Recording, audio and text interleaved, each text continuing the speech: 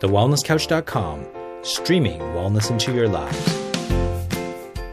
This is Up for a Chat with Cyndi O'Meara, Carren Smith, and Kim Morrison.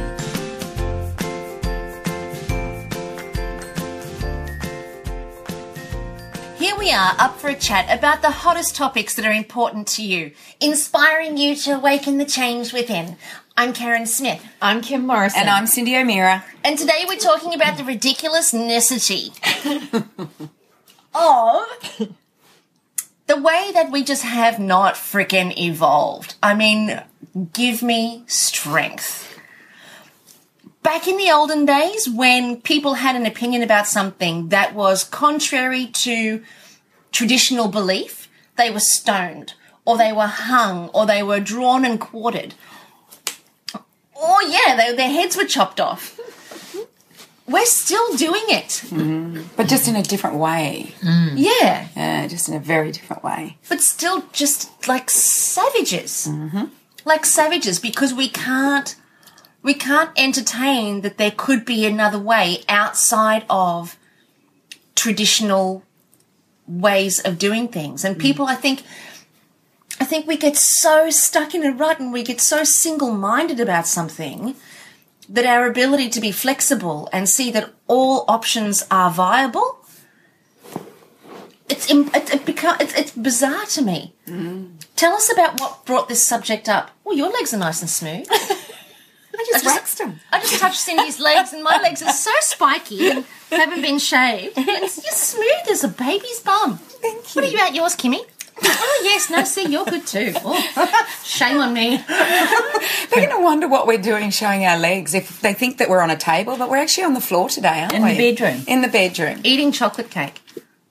Homemade, raw vegan chocolate cake by Kimmy. Yes. All right. We needed to eat that after our outburst of being upset about what's been happening over the last 3 or 4 days. And so to explain it, it all started with a cookbook, actually, called Bubba Yum Yum, and which is written by Charlotte Carr, who is Wes Carr's beautiful wife, who has a son named Willow, Helen. I can't know how to pronounce that. Okay. Hold the line, please, caller. We'll spell Helen's name properly. And Chef Pete Evans, the Paleo chef. And it's been withdrawn from market and sale. I think it was to be released sometime this week or next week. And it's been withdrawn by their major publisher because of one recipe in it. And the recipe that's in it is what they say a replacement for a formula. It just says DIY. Do it yourself. Infant formula. Infant formula. Mm. Yeah. But what's really been interesting is that nobody's seen the recipe. Mm. No, nobody's seen the recipe because they're people who have written major blogs, like one lady who said an open letter to Pete Evans. She said it had bone fragments in it, which I'm like going, no, it doesn't. It's got no bone fragments in it. I don't know what you're going on about. So people haven't even seen the recipe and they've come up with this belief that it's dangerous and will kill a baby. Yeah.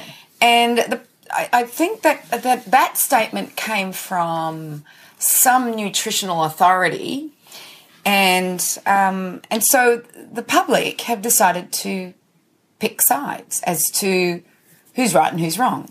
So there are the supporters of Charlotte, Helen and Pete. And it's Helen Padarin.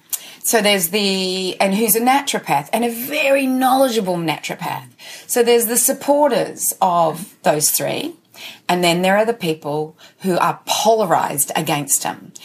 In my way of thinking, this debate over the last 3 or 4 days is almost like the vaccination issue. It's exactly the same as the vaccination issue.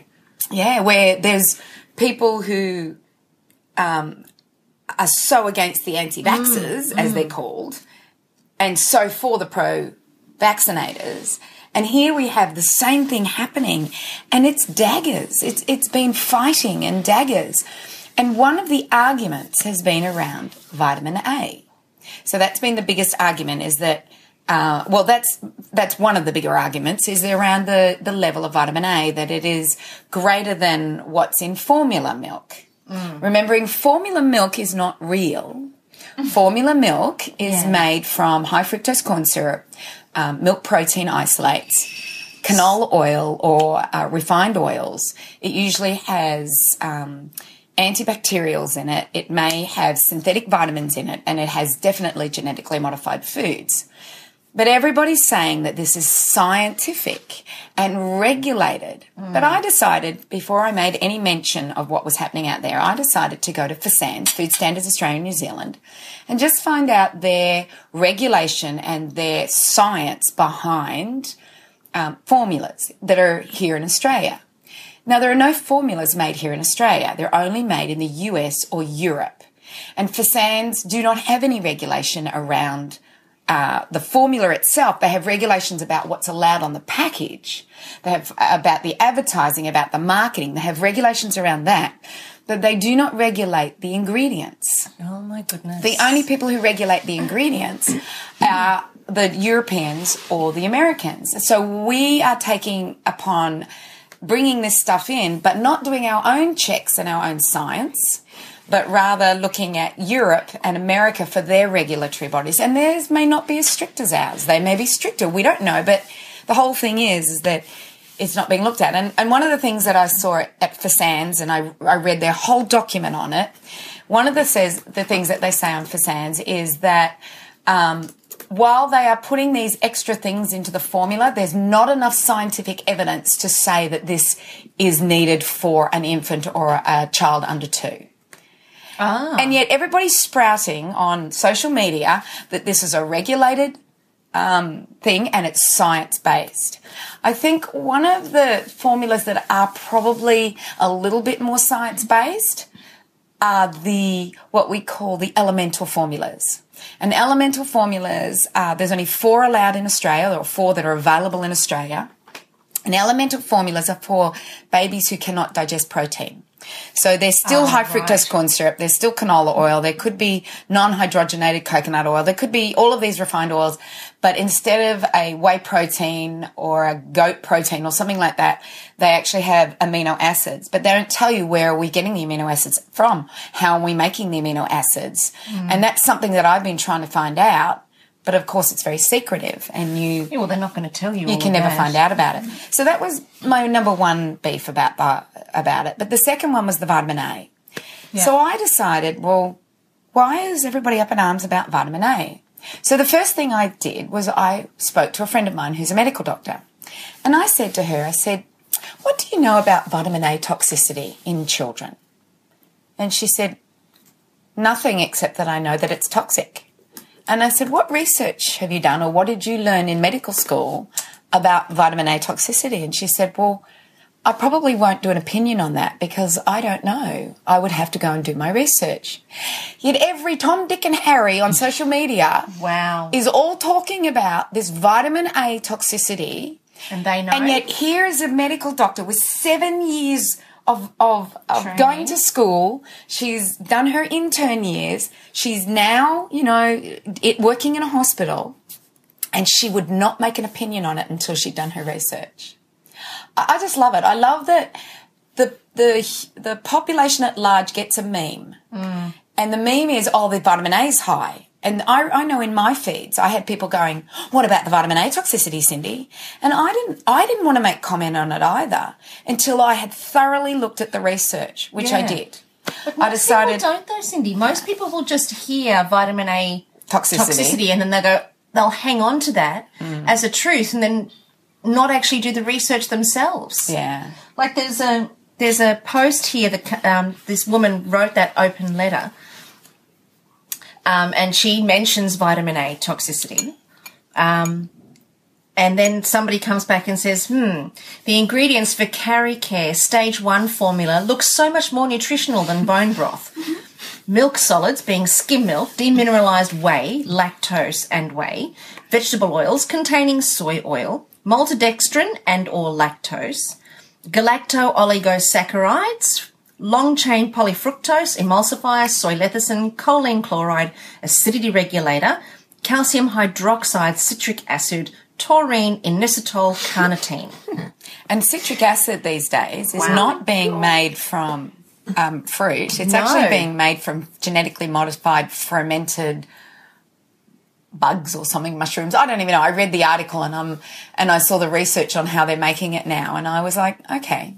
So we can't even. You used to think citric acid was an extract from lemon or orange, but this is what I find so really interesting is that, you know, I had somebody on my social media just saying we're a bunch of idiots.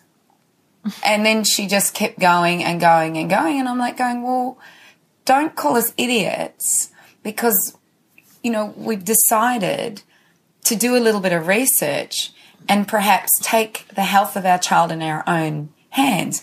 One of the things that I put up on my social media today was something to do with, God, I can't remember the terminology that I use, but it was a worried mother will do more investigation than the FBI. Absolutely. And this is what Charlotte has done. And this book is really Charlotte's book. Helen has been an advisor and Pete has been helping her with the recipes. So this is Charlotte's book. This is Charlotte's story. And Charlotte's story is about her son, Willow. And she tells this story in the Paleo way, which she's been doing with Pete. And she talks about how Willow could not take or tolerate her breast milk. He was doing something called stemming. So stemming is when they open and close their hands over and over and over again, hitting his head, and he might do that 7 to 8 hours a day.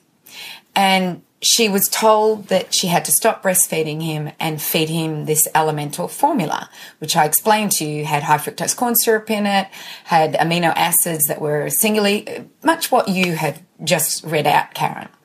And she just thought, I can't feed this to my child. I just can't. It's got genetically modified products in it. And she just went, this can't be the right thing for my child. So she went researching. She was a worried mum. She had a baby that had problems. They were not giving her any other advice except to go on this elemental formula. So she researched and she found this formula. Now, the formula that's in her cookbook is based on a very ancient formula. And this formula was formalized by a lady by the name of Dr. Mary Enig. And Dr. Mary Enig was a biochemist. And she had lots of other qualifications to her name. If you look her up, she was in her 80s or 90s. She's just amazing, Dr. Mary Enig. And Dr. Mary Enig figured out this formula for babies who couldn't tolerate mother's milk. And that was a natural formula. And she formulated it on breast milk versus doing this formula without milk. And they're all saying that Charlotte has no qualifications, that Helen isn't a medical doctor. But here I have talked to a medical doctor who's fresh out of university, out of her intern years and going into working in the hospitals. She didn't know either. And so you have to do the research, no matter who you are. There was somebody else who posted on this open letter that says, obviously they're saying that the person who wrote the open letter hadn't undertaken any kind of nutritional studies, but forget medicine because medicine only contains 12 hours of nutritional lectures in the whole program. So they actually need to be studying nutrition, not medicine.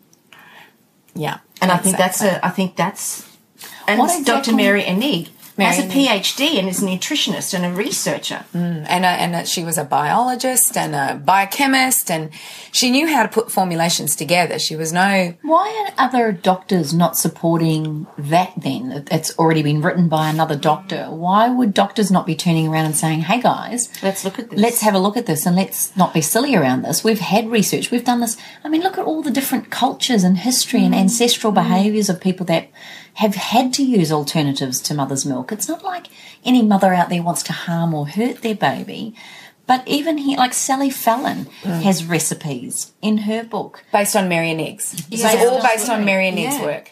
All of it. It's not some, they think that this has just been made up, but it's actually not. And when you have a look at the amount of vitamin A that's in the formulation that Charlotte has put together, it's actually less than Mary Enig advises. And why she's done that, I'm not quite sure. But it's fascinating to see that this has been fed to thousands and thousands and thousands of babies for 40 years without a baby dying. But if you have a look at the history behind medical formulations and baby formulas, there is actually a checkered history. And look at the what happened in China, where there was melamine in the, it was contaminated. So I don't know, people have this idea that science and food industry is to be revered and never makes a mistake and is always at its best, and there will never, ever be a problem with it. But when you look at the science behind these formulas, they're not. They've made mistakes. Babies have died. They haven't put the right formulas in. There's been a toxin in it. They've found contaminants in it. They're not real? They're not real, are they, at all? The food's not real. And that explains it then, doesn't it? I mean, that would explain why the whole baby formula has been under question. And it is very much under question. But the scary thing is that there's no one's given any alternative. And one of the things that I've been working with this woman who is absolutely amazing in her research on eosinophilia esophageal disorder or eosinophilia gastrointestinal disorder, which is a disorder that is... Which is a very big word and hard to say. So, yes. Say it again, because it sounded really good. Eosinophilia gastrointestinal disorder. Yeah, no, that one. Wow, that's good. So, but it's a problem that's happening with more and more babies and children where basically they have an autoimmune disease and they can't digest their foods. And these medical feeds are made for, or these elemental feeds are made for these children. And I'm working with a beautiful naturopath at the moment who had a child like that. And remember, a mother's worry will always do more investigation than the FBI. Yeah. She has done more investigation on this disease and how she can help these children. And her expertise is, and we will interview her, by the way. Yeah. And her expertise is amazing. And she and I are working together to see, can we do this? Can we make something? And the only way we figured out that we can do it is make it in liquid form. Because to dry an oil, there has to be chemicals used. To do all these things. So we figured if you do it in a liquid form, then there's no extra processing done to these beautiful oils such as the inchi inchi oil or the coconut oil. They're using canola oil. Yeah. They're using oils like that, and they're in a dried state because that's what a powder is like. So people have to think, well, how do they make an oil dry? What's the process that happens to do that? How do you make amino acids singularly? Do you use a protein and then use an enzyme to cut it down? So because this is becoming more and more a problem, there has to be an alternative for people who want real foods. There has to be, changes in it. I've just looked up Dr. Mary Enig's homemade baby formula. She's got a couple there, but there's one here that looks like it could be the one. It's got chicken or beef broth. That's right. Organic liver. Yep. Lactose. So the lactose is the sugar. Yeah. Bifidobacterium. So that's like a probiotic. Homemade liquid whey, and she's got a recipe for that. Coconut oil. Yep. High vitamin fermented cod liver oil, or 1 teaspoon of regular cod liver oil. Refined sunflower oil, extra virgin oil, and acerola powder. So you could use camu instead of acerola. You could use gubunji, which is a native kakadu plant, instead of acerola. So acerola is a fruit. It's kind of like an acai. Yeah, acerola is high in vitamin C. So and then she would not have known about inchi inchi because South American oils weren't done by then. She would not have known about chia because chia wasn't known by then. Yep. So this is very similar to the formula that will come out in their book. Yeah. It's very similar to it. There's not much change in it. So what I ended up doing is doing a little bit of research on what human studies do we have on vitamin A toxicity. And if you go to Western Price, there is a whole, and I bought it to show you on the guys. Western Price website. So on the Western Price website, there is a document on the vitamin A saga.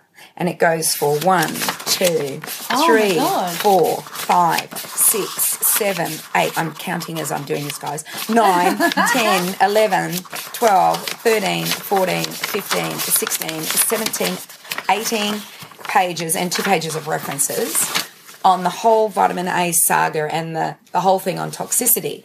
And it starts off with it's talking about natural vitamin E. It's not talking about synthetic vitamin E. So there are vitamin A. There are several metabolites for vitamin A. It's not just one. So synthetic vitamin A, a lot of the research has been done on, and it's been done on from acetone. Didn't you say? What was acetone? Yeah.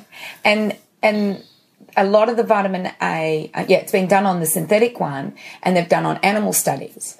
There has been some information done on a few vitamin A toxicity people. So 3 children in New Zealand came in on separate occasions from eating fish liver, and there was a belief that was a vitamin A toxicity. So that's 3 children. There's another one that I read. So can I just, before you keep going, we know a vitamin A deficiency is rickets. That's what we end up with, which I haven't heard of someone suffering for quite some time. So a toxicity of vitamin A, how would you know you had a vitamin A toxicity? Okay, so dizziness, apparently your brain swells. I don't know all the symptoms. I have read them several times. Yeah, it could be. Let me just go to it. You keep talking and I'll find where in here she goes through the whole what happens. Is it common that you could get vitamin A toxicity? Like, is it a real complaint or genuine concern that they're saying that the liver or that the bone broth itself could cause too much vitamin A? Is that a concern to you as a nutritionist? Symptoms of chronic vitamin A toxicity include blurred vision, swelling of the bones, bone pain, poor appetite, dizziness, nausea, vomiting, sensitivity to sunlight, oily skin and hair. How would you know that with a baby? How would you know that? Like, they're all common symptoms for a kid that's got a temperature too. So how would you... Drowsiness, irritability. Everyone's talking about this vitamin A toxicity, but what I don't understand is, A, what actually is that? B, has someone died from that? And D, really, how do we know that that's going to cause that problem? Well, it says acute vitamin A toxicity includes drowsiness, irritability, abdominal pain, nausea, vomiting, and increased pressure on the brain. How do you know? The biggest one. I'm sure that the doctors know how to diagnose it. Plus, they would have to ask questions. So, what have you eaten? What have you been giving? But you can't ask a 6-month-old baby to answer that. Yeah, but you will ask the parents. You will ask the parents what it is. There's acute toxicity and there's chronic toxicity. So acute is what happens in a 3-day period. Mm-hmm. Chronic is what happens over a 6 to 12-month period. And I believe, have you got the amounts, the international units per kilogram that you would have to take to get acute? And that's probably a limit with synthetic, not with natural, because remembering that natural is very different to synthetic vitamin A. So, look, I've just been... So is it a genuine concern is what I'm asking? So, like, without blowing anything out of the media and what everybody's saying, there is a genuine concern that you could give a baby too much vitamin A with a broth-based Not supplement? with the broth base. Broth won't have the vitamin A. It's the liver. It's the liver. And... why would you put liver into it then? Because of the vitamin A and the vitamin D. And liver has wonderful nutrients in it. Like we eat liver. It's paleo. We keep getting told to give kids lamb's fry and bacon. Yeah. It says here 0 to 6 months old, 400 micrograms. Oh, thank you. Of vitamin A. But that's the RDA. And that's the according RDA. to the National Institute of Health. Yeah, that's your RDA. That's saying that. That's to prevent rickets. But can't that even vary within countries as well, what people think is the recommended daily allowance? Yeah, but they're fairly similar across the board. But yes, you're right. That I was low in iron in England, and yet I was average in New Zealand. Oh, yeah. And it's the same, with iodine levels, and it's the same with a thyroid.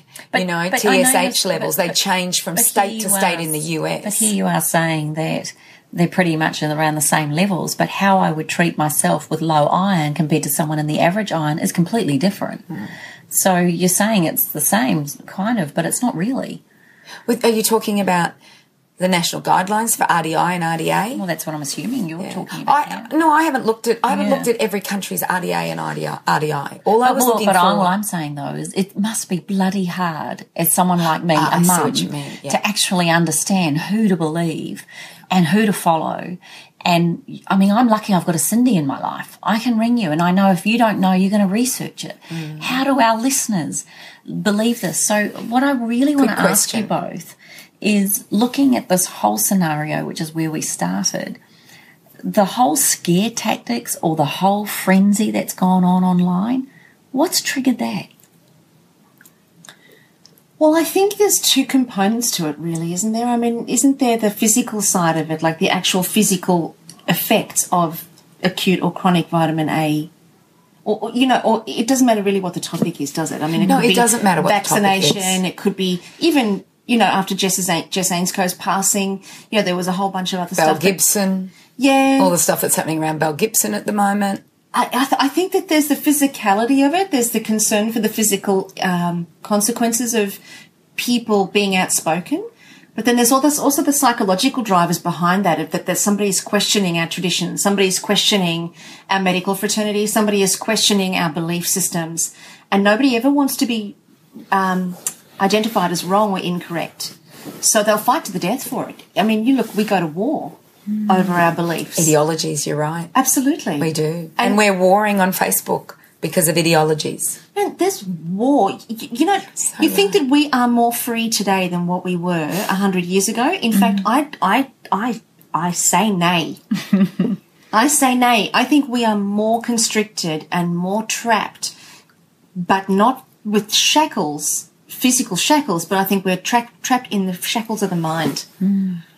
Well, as I was reading to you before we started, and I'd like to read it to our listeners. Go ahead. Is that there's a new book out and it's called On Immunity and Inoculation by Eula Bliss, or Biss. And one of the things out of her book says, vaccination's biggest problem in an age of the free market and rampant individualism. Just love your face as you say that. Seriously? It's its biggest problem is that we've become individuals? I don't think we are individuals because... I don't think we are. We aren't. But the people it's the rampant individuals that have chosen that they don't want to vaccinate. Yes. So if I continue on with it, she says, Biss suggests is the concept of herd immunity. There is no such thing as society, as Margaret Thatcher famously said, yet vaccination depends entirely on imagining the body as something extending beyond its own borders, the strong sharing a small risk to protect the weakest. And that's what they're now saying. We all have to be vaccinated to protect the ones that can't be vaccinated. Yet the biggest problem is free market and rampant individualism. Well, I'm becoming a rampant individual, I think. Or I'd like to think I'm a rampant individual. I don't see that as derogatory. I think that's rather nice. I think that's quite the compliment. I think it's quite the compliment too. Be a rampant individual. But it's my new word. I think you should be. I think it's people like you that are the rampant individuals. And Pete and Charlotte. Yeah. And Helen and you, the way you do your thinking around thought. Yeah, totes. You are. And I think that... But and skincare. Absolutely. And Jess Ainscoe. Totally. Yeah. But what I want to go back to, if I can just bring you both back to here. All right, we're coming back. No. I just want to really understand that someone's written a book. Yes. It's got a recipe in there. Not everybody has to follow it. Not everybody has to believe in it. Not everybody has to want to read that book. Yet there's absolute fury on Facebook and social media about the fact that a child could die. Why? Why are people making... If you Google do it yourself, DIY homemade formula, if you Google that, there are recipes from 10s, 20s, hundreds of years ago. Why this book? Why now? And why are we questioning it or going into this whole fear thing around it?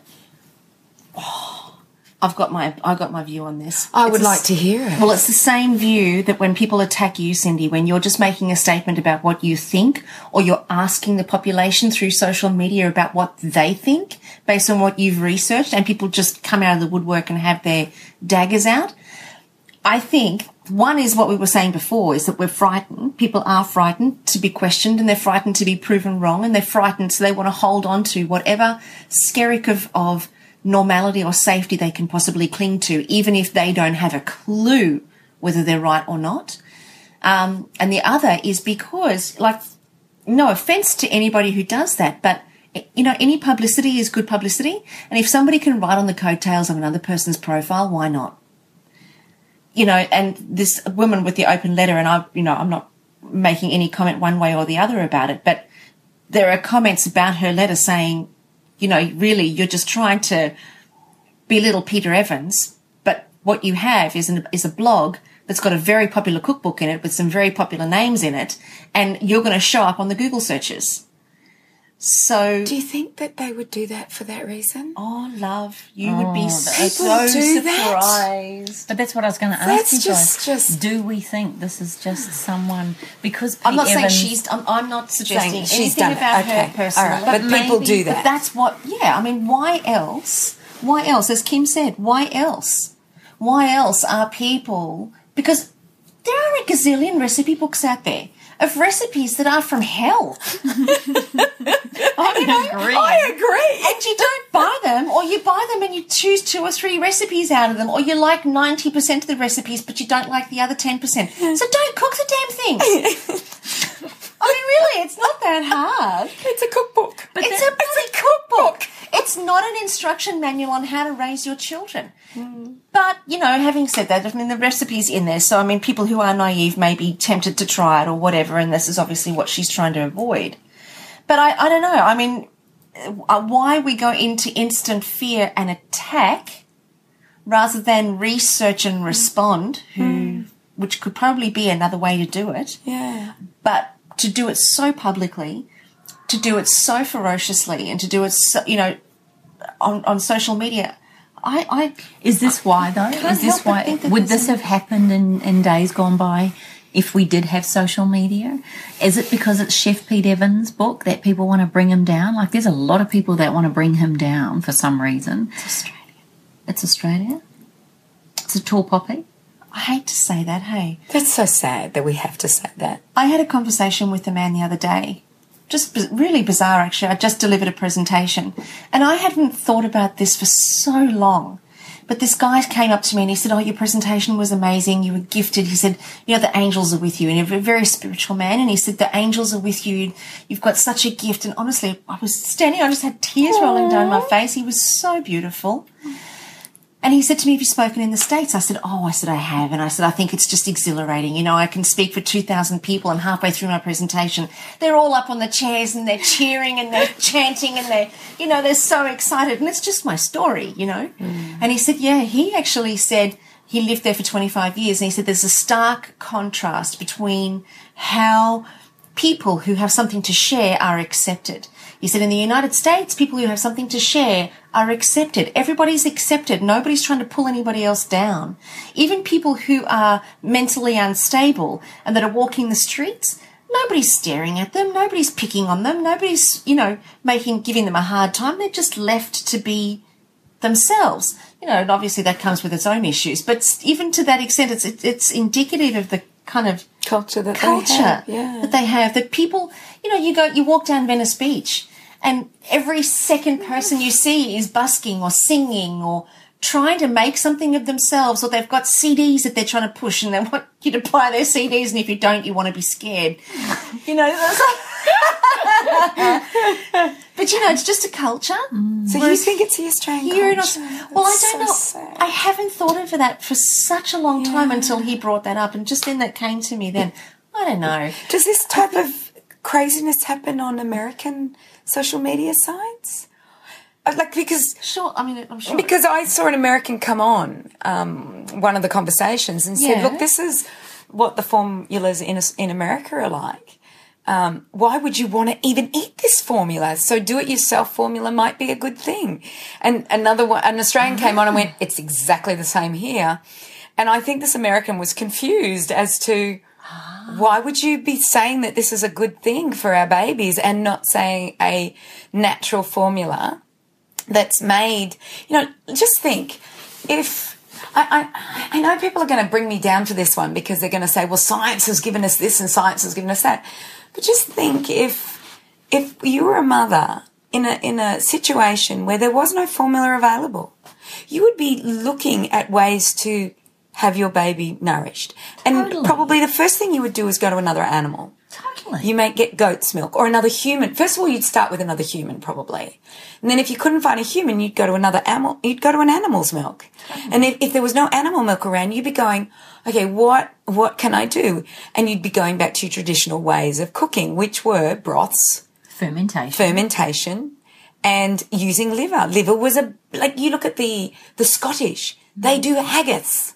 Haggis is nothing but liver and blood and everything. No, that's the black pudding. That's the black pudding. But haggis had to be eaten by the Scottish because there was no sun there, and they needed their vitamin D. So they would eat, and I'm sure people don't do it knowingly, but it's a culture, and they knew that that's the way they would survive their winter months because there was no sun in Scotland. There might be a little bit, but that's also why food is so spicy in India because they can't preserve it. They have to use and you eat a lot of hot, spicy food there because the bacteria rates are so much higher. So, I think we have to really. I'm just really flabbergasted, and I think you've got a little bit of a thing there, Kaz, about the whole culture, about us wanting to bring people down. Every time I've been in America, it's like you say hi to someone, they go, hey, how are you doing? And yet Australians, and then whenever I'm selling something on my website or I'm doing a talk, I always get that, don't do that American thing. In other words, don't oversell it. Don't hype it up. Don't hype it up or don't do any, when we've done retreats, we've had people going, we don't want that high five bull BS, and all that sort of jazz. And it's like, why? Why are we so afraid to celebrate other human beings? Why are we so afraid? Why could we not have turned that book? Is it because it's Chef Pete Evans? Maybe if it was just Charlotte and Helen, it would have just slipped under the radar. But it would have been released. Slipped under the radar. It would have slipped under the radar. It would have been released. No one would have ever said anything about it.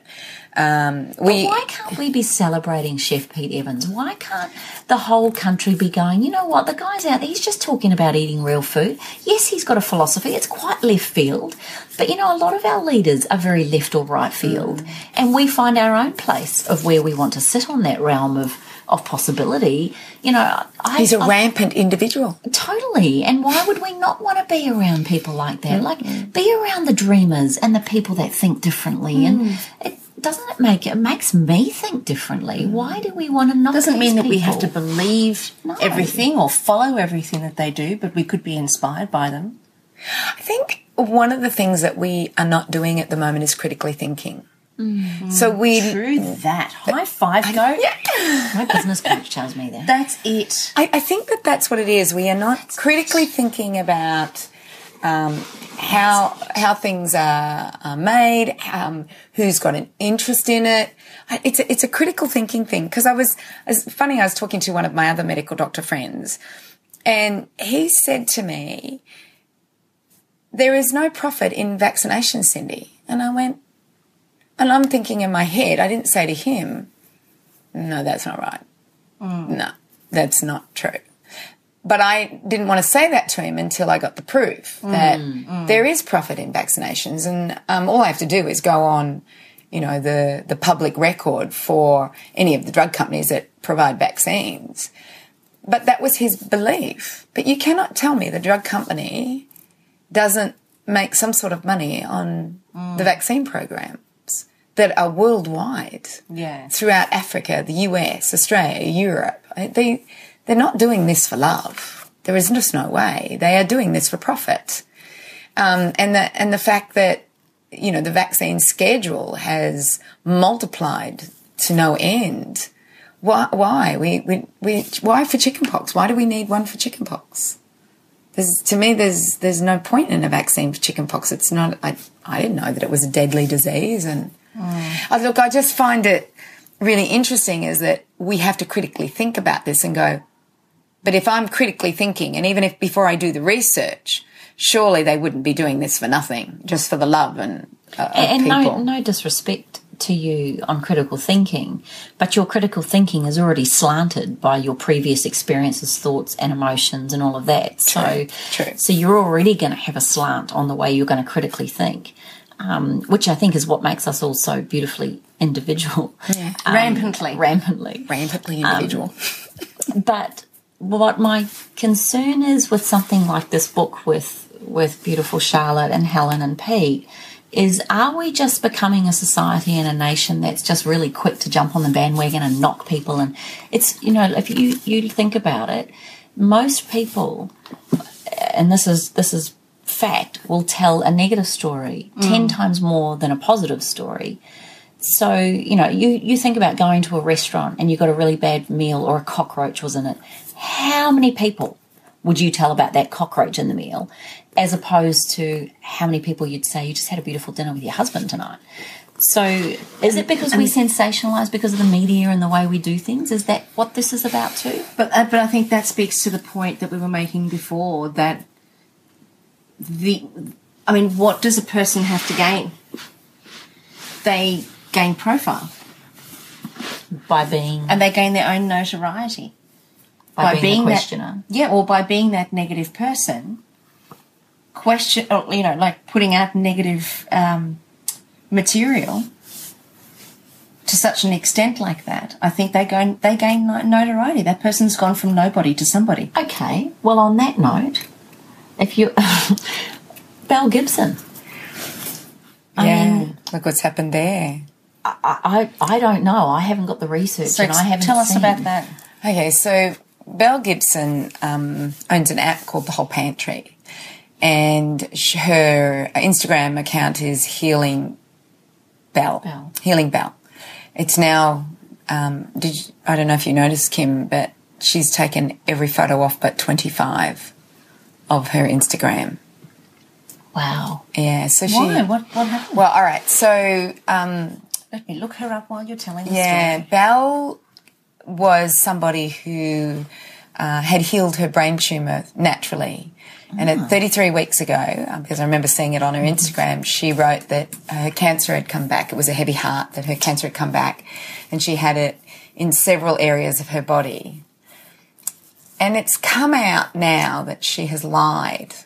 This is what's come out in the media. Whether this is right or wrong, this is what's come out in the media. And it's fairly damning. And The Australian, I think it was, wrote an article on Saturday basically saying that her whole history of her life, he had interviewed her friends from school days. He had interviewed her life between school days and The Whole Pantry, and that was with a skater group. She was with a skater group. And then her wholesome change around to The Whole Pantry and Healing Belle. And she had 196,000 followers on her Instagram, on her Facebook page. Instagram, 198,000 on her Instagram and 32,000 on Facebook. So she had a fairly big following. Her app sold 300,000. Apple supported her. Wow. Her book has just been withdrawn from sale. Yeah, I just was reading her book has just been withdrawn from sale. And, what was your question about Belle? Why did we bring Belle into all of this? Here she's a very clever food stylist and everything. Beautiful food stylist. What you just said before, Karen, was we can become somebody with a negative story. So, sometimes by being in that negative space, or, it's cancer survivors that, and no disrespect to cancer survivors, for goodness sake, please don't get me wrong, but I think you've even said it in your talks. For God's sake, don't get a bomb put underneath your butt to wake up. Yeah. Why do we have to have a negative story or a negative situation to make us a story, to give us a story?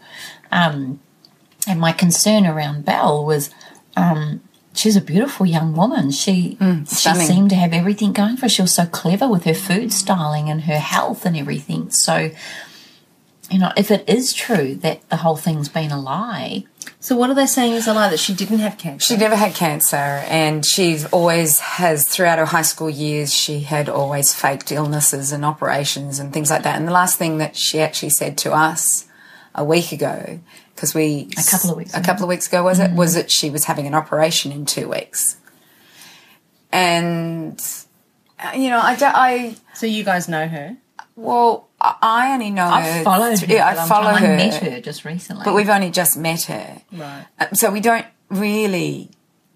know her life story, only what we've read like everybody else. But she seems to have made all this up. But what was really interesting is the whole pantry has made a statement saying our former CEO or something like that, or our former board member or something like that, is quite upset by this or something. But let us go through the Australian article. Now, there wasn't one thing about her diseases or her operations or her anything.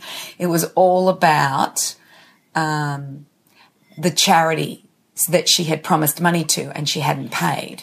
Oh, That's the only thing that they talked about, and they talked about why they hadn't paid and they had a cash flow problem and they were behind on their books, and that they'd failed to talk about the people that they had given the money to. They were only doing about the money they hadn't given to, but there was nothing about Belle and nothing about her lying about what she's done or whether it was the truth or not. They did not protect her in any way. All they did was protect the whole pantry and the charity and the finances of it. But where does this lead a company, and where does this lead a girl like that? You know, she must not be well to be able to, if this is true, she can't be well if she has lied and said this. You have to worry about somebody that believes her own lies. That's what you said, didn't you, Well, Kimmy? I think sometimes you tell a little lie, you get a bit of Notoriety. I mean, I used to have a guy come in to me for treatment many years ago, and he would have regular massage to support an injury from a car accident. And he used to say and he was late to an appointment one day, and he goes, oh, sorry, an ambulance went flying past and I just couldn't help but follow it. He used to follow ambulances to accidents and things because he got a kick out of seeing what garbage was going on. Oh, really? Anyway, I said to him, after treating him for nearly a year, I said, look, so-and-so, I don't think I can help you anymore. And he goes, oh, no, please, trust me, I don't want to get well. I won't keep getting my free massages. And so then I thought, oh, my gosh, do we actually as a society feed the negative association of life? As in feed, it's about, we have this whole fear around illness and disease rather than a real focus around how to keep well. We have a real focus around all these medications and everything rather than what could we be doing as a community to keep everybody well. I mean, in an Eastern philosophy, doctors apparently are paid when their offices are empty because they're doing their job. People are well. We are paid in a society on the sicker you are. I just tried to get in to see my doctor the other day just to get a checkup on something very minor. And Is it that rash? those crabs. That thing on your lip. We didn't want to say anything. No. We didn't want to say anything to the listeners, but now that it's out there, you should see it. It's like a mushroom. I wanted to get to look at my blood test results. And Oh, sure you did. oh, shut up, you tart. But do you know what? I couldn't get in for over a week because she is so booked every day from 7:30 in the morning till 4:30 in the afternoon. Wow. And she goes, oh, we're really busy and flat tack at the moment. I'm thinking, Why? wow. I said that. Why? why? She goes, oh, I can't tell you that. That's what she said. Oh, I can't tell you that. But I was like, are we really focusing on too much on now the negative side of things? Well, I heard that they tried to do a good news story hour, but it flopped. Nobody wanted to watch the good news. They just want to watch the bad news. Well, anybody who's studied journalism will tell you that there are a series of, I think I mentioned this in one of the podcasts, there's a series of things that news has to hit. It has to be freaks, facts, fears. There are 5 of them. I can't remember the other 2. But if the news story doesn't hit one of those 5, it doesn't break. Wow. Yeah. So we're not interested in good news stuff. No, because good news starts with G, not F. Let me Google that one too. While I'm on it. So Cyndi, I mean, you do think differently. Pete and Charlotte and Helen think differently.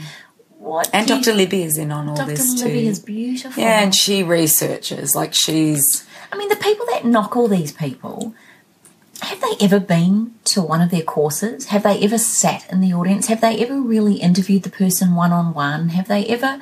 I mean, it's the same thing for me, listening to doctors that maybe, or specialists, or newsreaders, or journalists, or authors, anything.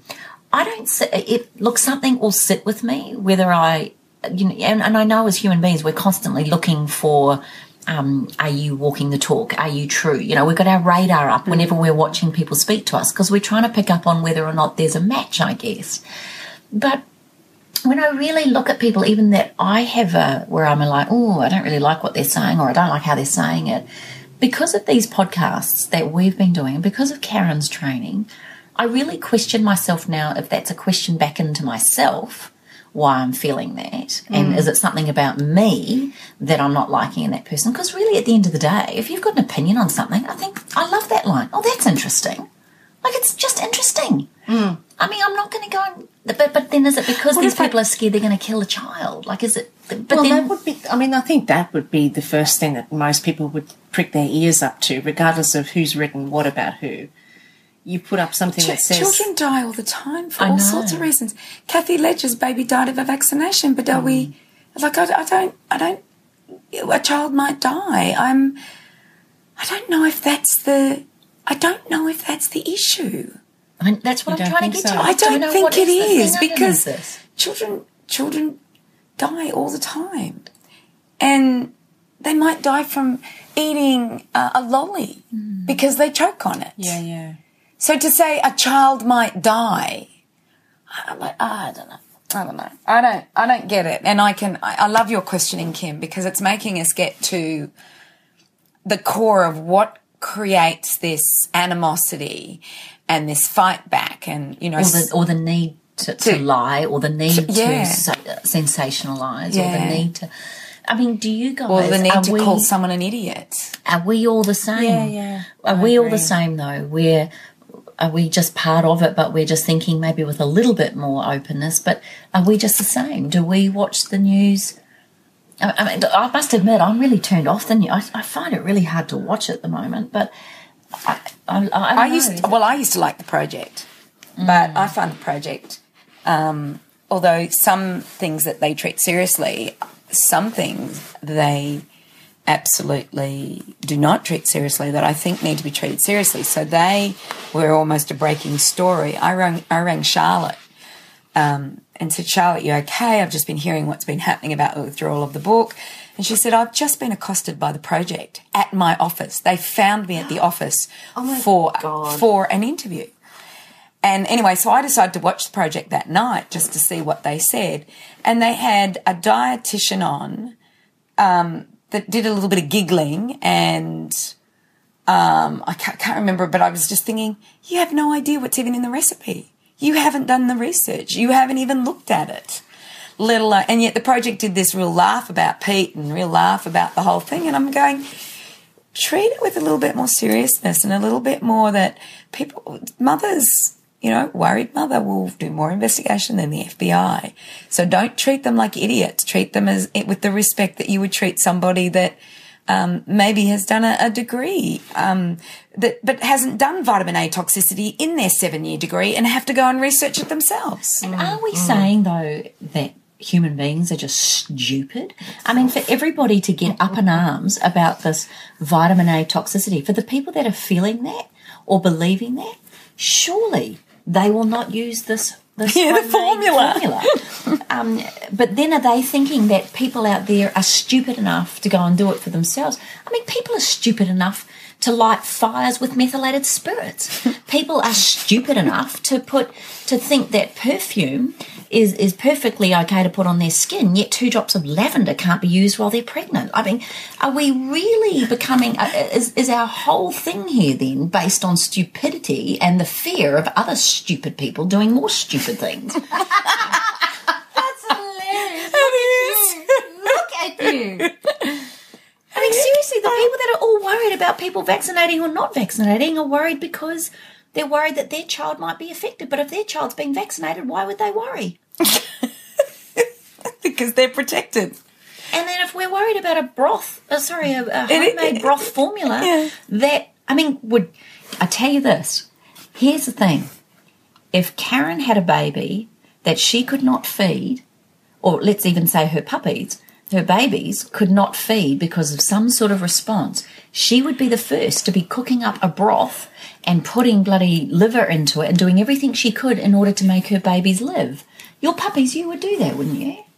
Would you? Look at her face. But, well, yeah, you in would. all honesty. You will give them meat. You don't. They're not Oh, vegan no, my puppies, dogs are not they? vegan. No, my but dogs I are mean, meat. but that's what I'm saying. Like, if you would do what it took to help that child, or whatever it was, Whatever it Absolutely, took I'd to move get heaven them and well. earth. Yeah. Oh, I'd move heaven and and earth. so would Charlotte Carr, and so would And so did Charlotte Carr. And look at and so has the Pete results. Evans, because his little girls were having health issues, which drove his passion around behind the whole feeling of around getting back to eating real food, which he's happened to package as paleo. Yeah. But the truth of the philosophy around paleo, and exactly what Charlotte and Helen are saying in this book, is just using real food instead of a packaged, scientifically formulated formula. And is it that scientific? And is it that regulated? Remember, we've discussed this already. And just because it's been used for 20 years doesn't mean to say that it has to be used forevermore, or is it the right thing?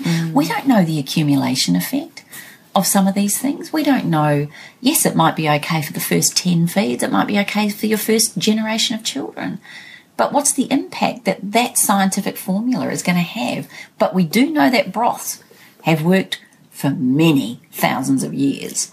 So, is there something around that we're just Well, I scared think if we're of? going to question one, we've got to question the other.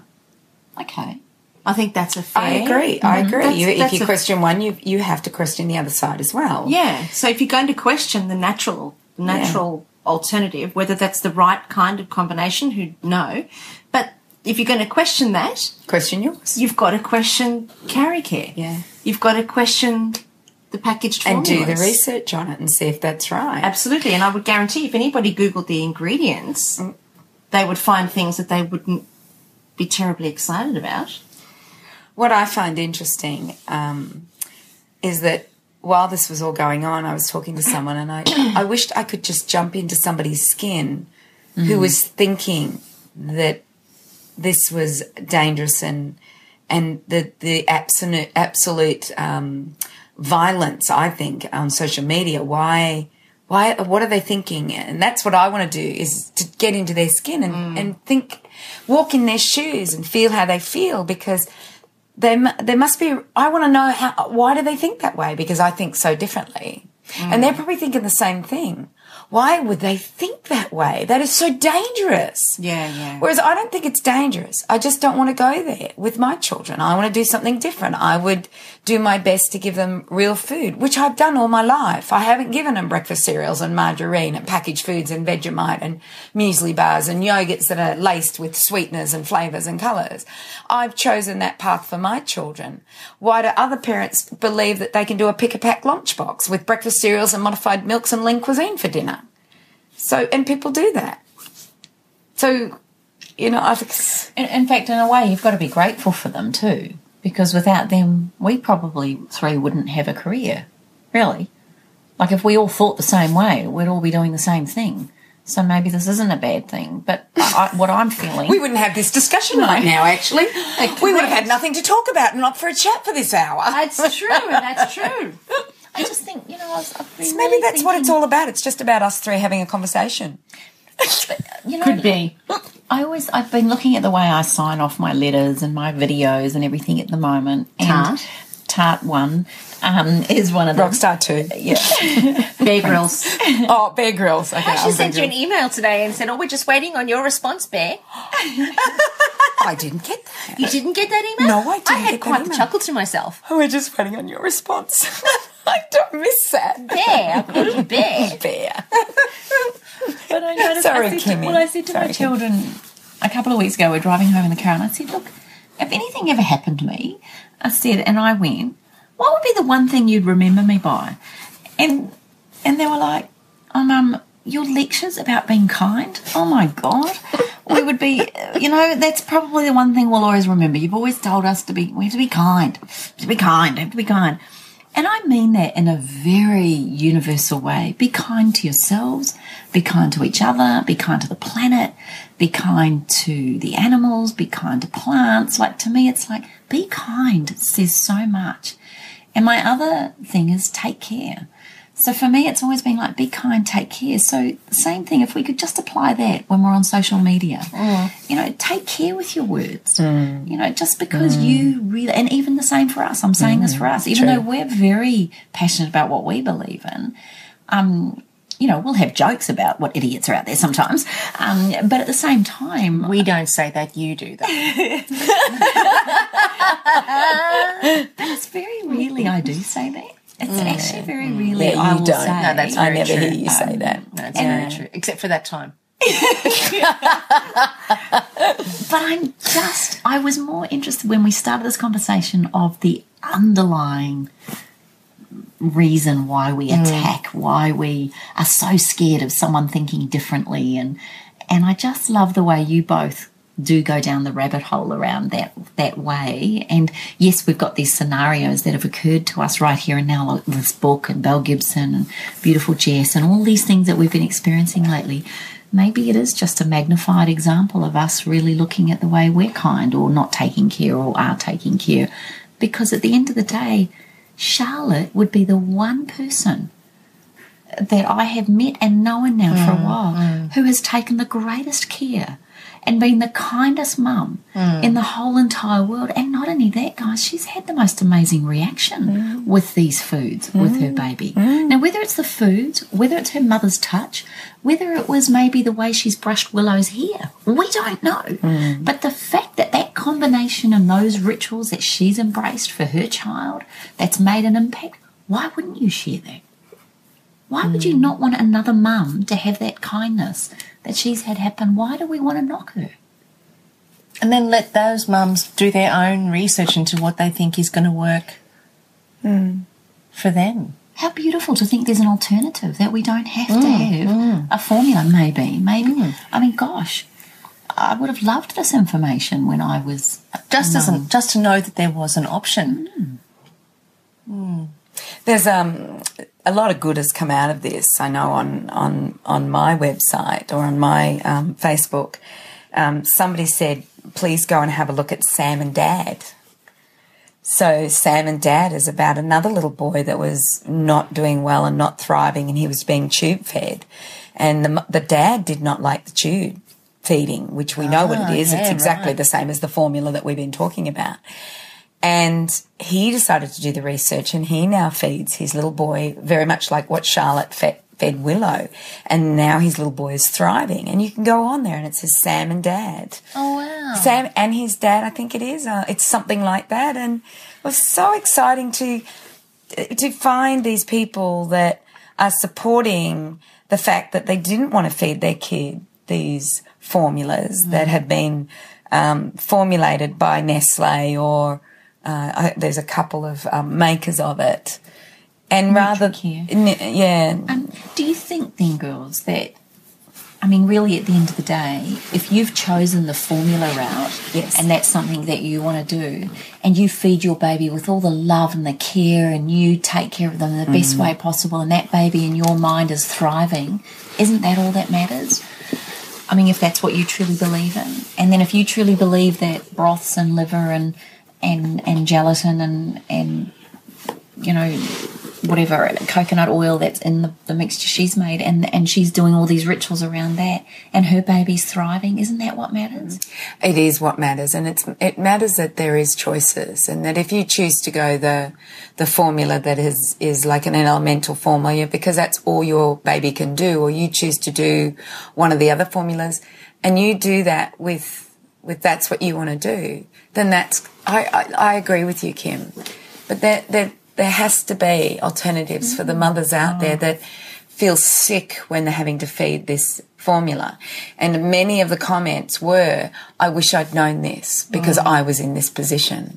What about those of us that have gone through all of this? And I had to put Jacob onto a goat's milk formula, and I'm reading and listening to all of this thinking, have I damaged my baby? Did I do the wrong thing by my baby because that's what everybody told me to do and I didn't know anything different?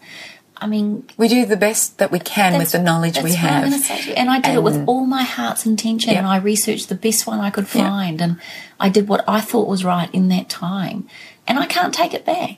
So I just want to say this to the mums and dads out there that are confused or don't know what to, do the best that you can with the best people in your tribe and the best knowledge that you possibly can. And know that whatever you've done in the past was the best of your knowledge at that time.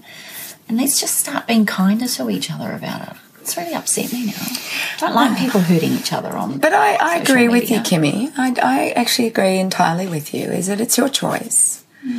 You do the best with the knowledge that you've got at the time, and you cannot have regrets because there's nothing. Well, you can't go back.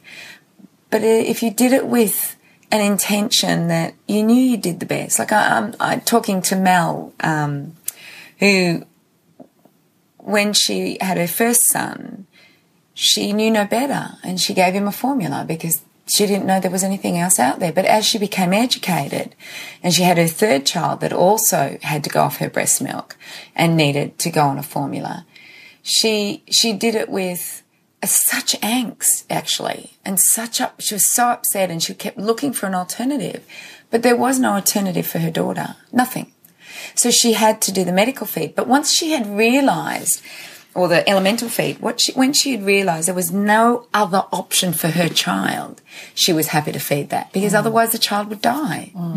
So it's about looking at your options, choosing what's going to work for you. If it doesn't work, then go to the next option, and then the next option. And even the World Health Organization say breast is best, a surrogate breast is next, an animal milk is next, and then a formula is next. I'm pretty sure they're the 4 stages, and then there's no bone broths. they haven't put that one in on number 5, but that's what they put. So even formulas are down on the 4th rung. They're not even where, Belly Belly. I think it's bellybelly.com. If you go to her Facebook, she has some great, or website, she has some really good articles on breastfeeding versus milk formulas, and how formulas have had to change because they were wrong, and all the problems with formula. But if that's your only choice, then that's where you're going to go to have your baby survive. Not maybe thrive, but at least survive. And survival is number 1. Thriving is definitely where we want to go to. It's not just about surviving. It's hard to know, isn't it? It's almost as if this podcast has brought up more questions than it has answers. But I think at the very least, it kind of really opens people up to exploring for themselves as opposed to following blindly. And I really love what you said, Cyndi, about critical thinking, because I think it applies in every area of our lives, is to be able to critically question and inquire about everything. Inquire about the soap in the bathroom. Inquire about the thoughts that you have. Inquire about metal forks. I'm just looking at metal forks. Inquire about metal forks. The metal those forks, is that putting heavy metals into our body? I read an article about that the other day. Oh, wow. Well, actually, just on a side note, even this whole thing with the whole Paleo broth infant formula, it's because it happened over a week ago, and I've been looking at the whole thing. I was at the farmers markets the other day, and I really don't like cooking broths. I really don't like the smell of them. I don't like doing it. But here I am at the farmers market, and these 2 beautiful meat providers have now produced organic bone broths, clean bone broths. So there's no salt or herbs or anything in it. And because I know it's good, even though I don't like doing it and I personally don't want to eat it, I know my son and daughter are thriving on it by putting it into the sauces that I make for them, and soups and everything, and even poaching Taylor's eggs in it the other day. But I don't. That's a good idea. I like that idea. Yeah, well, I'm just trying to give my children everything I can with the nourishment they need. Yeah, and because I know how good it is. So if nothing else, it may not be that you want to give your child infant formula, but the beautiful thing that's happened out of this is that bone broths have got a real big conversation point again, which started out with paleo. And now there's another angle. The thing around metal forks. Like, I'd never thought about that until I made kombucha. And you're not allowed to put a metal spoon into the SCOBY while you're making your kombucha because it'll hurt and upset the SCOBY. Now, I'd never thought about metal spoons, forks and things. So the beautiful thing about all of this is that it just gives you an opening. When we did the HCG, no one ever questioned what was in their skincare until they had to find out whether or not there was oil in it. So maybe whether or not you agree with everything that's been said on this podcast, or it's maybe the greatest thing that's come out of this is whatever comes up. That's interesting is the first one. And then inquiry, critical thought, and investigation is what follows. And perhaps also not to jump on a bandwagon. I think Don't be easily led. Don't be easily led, because that's I'm very easily led by you two, though. That's all right. You can do I'll that. get on your That's bandwagon. all right. You can. Oh, do that one's okay. Yeah, it's okay. That one's okay. That one's fine. That one's okay fine. on each other's bandwagon. But I think what I really got was that when somebody questioned me about the vitamin A, and then I saw all of it about, I didn't want to voice my opinion until I'd done the research. And asking, my girlfriend, my medical doctor girlfriend, that same question, and realising that it's not the professionals that are jumping. It's actually the layperson that's jumping on a meme that they've heard somewhere else, and they're just repeating. And perhaps as individuals that are listening to this, that we don't jump on meme bandwagons, and we do have inquiry and we do have critical thinking about these things. And even when I'm reading those articles, I look through the article and I'm going, well, you're saying exactly what you're accusing Pete of. Yeah. You're jumping to a conclusion, and you're saying Pete jumps to a conclusion, but you're jumping to conclusions, and when she said bone fragments, that's wrong. So she hasn't done her research. So, yeah, look, it's been a very interesting... I love your questions, Kim. I think your questions have been even more so making us all think, so they've been brilliant. Yeah, very good. Very good. So on that note, I think that brings us to the end of today's podcast, does it not, ladies and gentlemen? I'm with you. Good. So go to our Facebook page and post your comments and your questions about today's podcast at allthews.facebook.com/up-for-a-chat. And all week on breakfast, all on Channel 9 all week has been all about Machu Picchu and Peru. I saw that. Oh, I did see that. And we've still got a couple of posies left, haven't we? We do. We've got 3 positions left, which is kind of cool. For May 2016. Because we had 2 people pull out, didn't we? We did. We had a couple pull out. We did have a couple. Yeah, they're building a house. They are building a house. Yes, I thought they could have postponed, but anyway.